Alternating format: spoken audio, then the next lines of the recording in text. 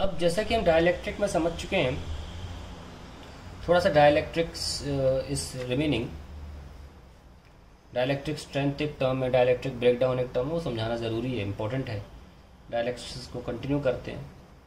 तो क्या होता है, ये डाइलेक्ट्रिक स्लैब है आपका, और हमने देखा कि अगर बाहर से फील्ड है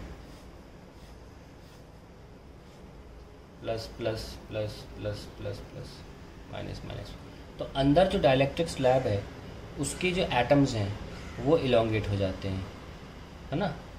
इलोंगेट हो जाते हैं क्योंकि इलेक्ट्रॉन क्लाउड प्लस की तरफ चला जाता है और पॉजिटिव न्यूक्लियस नेगेटिव की तरफ चला जाता है।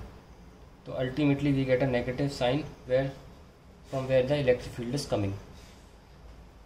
इसको मैं एटम वाइज दिखाऊं, अगर सिंगल एटम दिखाऊं तो ये प्लस है और इलेक्ट्रॉन क्लाउड जो है वो माइनस माइनस माइनस माइनस ऐसे है, जो कि आफ्टर इलेक्ट्रिक फील्ड कुछ ऐसा सा हो जाता है। ओवरऑल सेंटर ऑफ चार्ज जो माइनस साइन का है, कुछ किताबें सेंटर ऑफ ग्रेविटी भी बोलती हैं, वो बिल्कुल सही है, हम सेंटर ऑफ चार्ज भी बोल सकते हैं। तो आप देख सकते हैं कि डायपोल सा क्रिएट हो गया इधर, और डायपोल माइनस से प्लस होता है। हम ये भी देख सकते हैं कि डायपोल मोमेंट जो क्रिएट हुआ है वो इलेक्ट्रिक फील्ड की डायरेक्शन में ही क्रिएट हुआ है। इलेक्ट्रिक फील्ड भी लेफ्ट से राइट जा रही थी ना। हम आपको बता देते हैं कि पूरा का पूरा नेगेटिव चार्ज जितना भी यहाँ पे पॉजिटिव है, उतना ही नेगेटिव चार्ज इस सरफेस पे नहीं आ सकता, क्योंकि हमारे जो इंसुलेटर है इनका दूसरा डाइलेक्ट्रिक्स है, उसमें फ्री इलेक्ट्रॉन्स तो होते नहीं। जो इलेक्ट्रॉन्स होते हैं वो वैलेंस शेल में होते हैं और पूरा पूरा ऑक्टेट या ड्यूप्लेट बना रहे होते हैं। न्यूक्लियस का जो पुल होता है इसीलिए उन पर बेहतरीन होता है, वो छोड़ नहीं सकते उनको, तो वो खिंच जाते हैं जितना वो खिंच सकते हैं। मैं इसको आपको सिंपल तरीके से बताऊँ। मान लीजिए एक स्ट्रीट डॉग है और एक पेट डॉग है। पेट डॉग को उसके मास्टर ने रस्सी से बांधा हुआ है, ठीक है। तो ये खूंटा है और उसमें रस्सी से बांधा हुआ है इतनी, और कुत्ता सो रहा है। मान लो डॉग है, डॉग बना नहीं पाता हूँ, ये डॉग है वो सो रहा है। सडनली वहाँ पे कोई ऐसा व्यक्ति आता है जो सस्पिशियस है, तो ये डॉग जो है उस सस्पिशियस व्यक्ति की तरफ भौंकने के लिए आगे बढ़ेगा। और वो कितना आगे बढ़ सकता है, जितना रस्सी की पूरी स्ट्रेंथ है और पूरी लेंथ है उतना ही आगे बढ़ सकता है। तो एक तरह से इसको हम कह सकते हैं लीस्ट डॉग, जिसको लीश लगाई हुई है। ऑन द अदर हैंड एक देसी कुत्ता, स्ट्रीट डॉग जिसे बोलते हैं, वो भी इस आदमी ने पाल रखा था, लेकिन उसको बांधता नहीं था, वो ऐਵੇਂ ही था, वो बढ़िया सा नहीं था, तो उसने उसको रख लिया, बचपन से पाल रखा था तो ठीक ठाक था। सस्पिशियस आदमी जो आया, इस कुत्ते का कोई जोर नहीं था, मालिक का इस कुत्ते पर जोर नहीं है रोकने के लिए, तो ये कितनी भी दूर भाग सकता है, कितनी भी दूर, क्योंकि इस मालिक का उस स्ट्रीट डॉग पे इतना जोर नहीं है, वो बांधे हुए भी नहीं था उसको। It was an unleashed dog. So now remember, leashed dog represents a dielectric and an unleashed dog represents, not I will not say dielectric, but the electrons in dielectric, and an unleashed dog represents electrons in a conductor. कोई सीमा नहीं है कितनी दूर तक दौड़ाया है, ठीक है।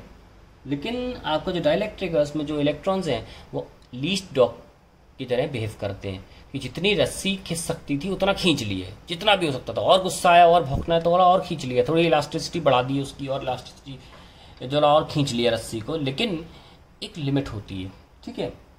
तो इसीलिए इलेक्ट्रॉन्स पूरे पूरे यहाँ नहीं आ पाते, जितना खींच सकते थे।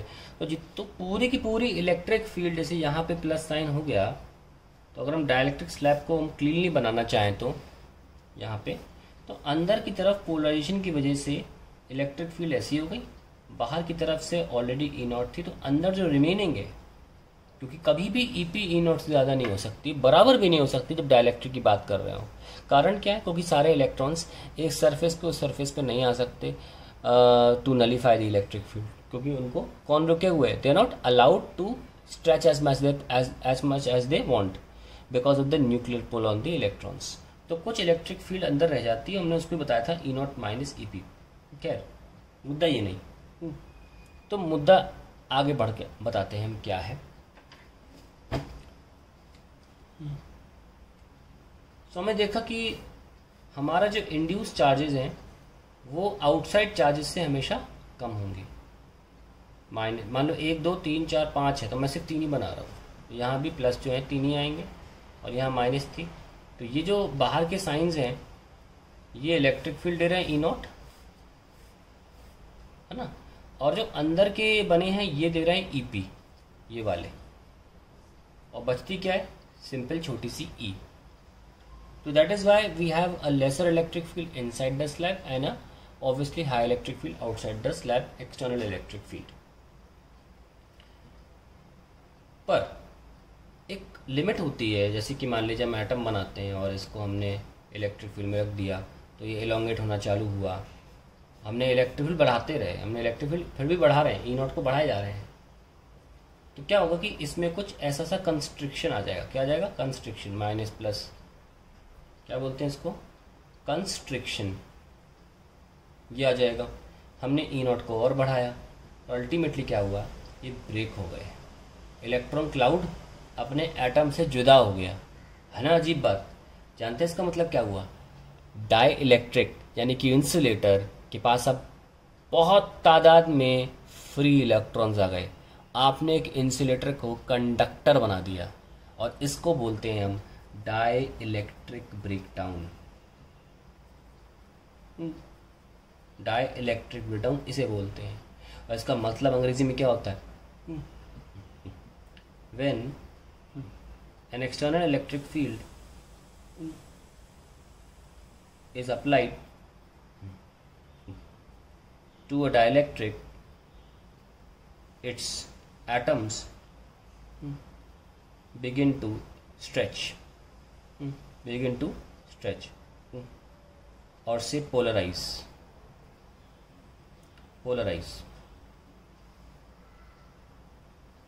on continuously increasing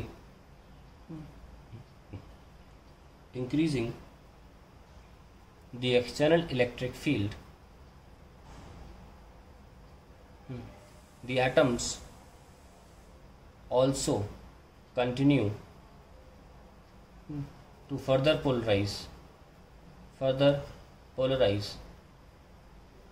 and at some special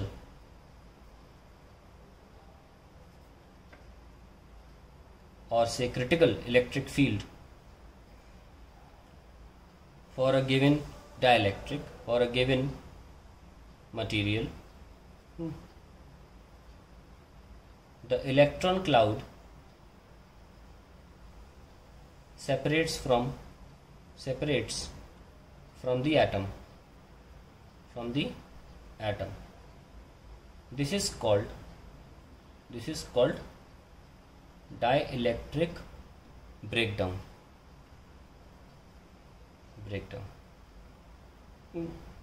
और जानते हैं कि इसका भी कुछ नाम है, सम स्पेशल और क्रिटिकल इलेक्ट्रिक फील्ड, उसको अगले पेज पर लिख लेते हैं।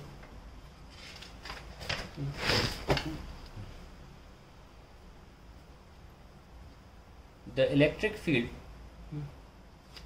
at which a dielectric undergoes dielectric breakdown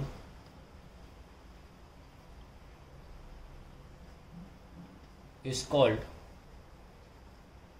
its dielectric strength। तो उस मटेरियल की डाइलेक्ट्रिक स्ट्रेंथ वो इलेक्ट्रिक फील्ड होती है जिस पर वो ब्रेक डाउन करे, ठीक है। जैसे कि हम हवा की बात करें, एयर के केस में जो डाइलेक्ट्रिक स्ट्रेंथ है वो 3×10⁶ न्यूटन पर कूलम है, बहुत ज़्यादा है ये, 30 लाख न्यूटन पर कूलम। और जैसे कि हम जानते हैं कि इलेक्ट्रिक फील्ड का फॉर्मूला dV/dr भी होता है, तो एक और यूनिट बता देता हूँ यहाँ से, dV वोल्ट हो गया, मीटर हो गया, तो एक और ऐसा यूनिट होती है इलेक्ट्रिक फील्ड की और वो होती है वोल्ट पर मीटर। तो कई बार डाइलेक्ट्रिक स्ट्रेंथ को हम वोल्ट पर मीटर में ही लिखते हैं। डाइलेक्ट्रिक स्ट्रेंथ को वोल्ट पर मीटर पर लिखने का क्या कारण है बताता हूँ।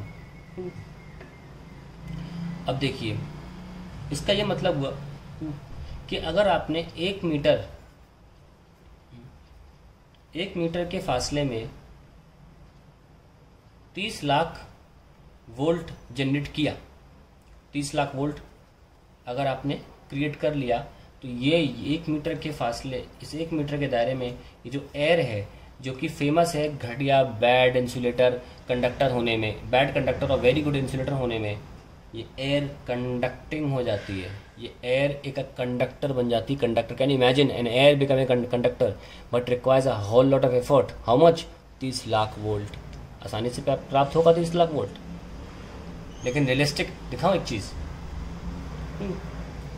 डाइलेक्ट्रिक स्ट्रेंथ, इसको हम ब्रेक डाउन स्ट्रेंथ भी बोलते हैं। ब्रेक डाउन ईबी से दिखा लेते हैं।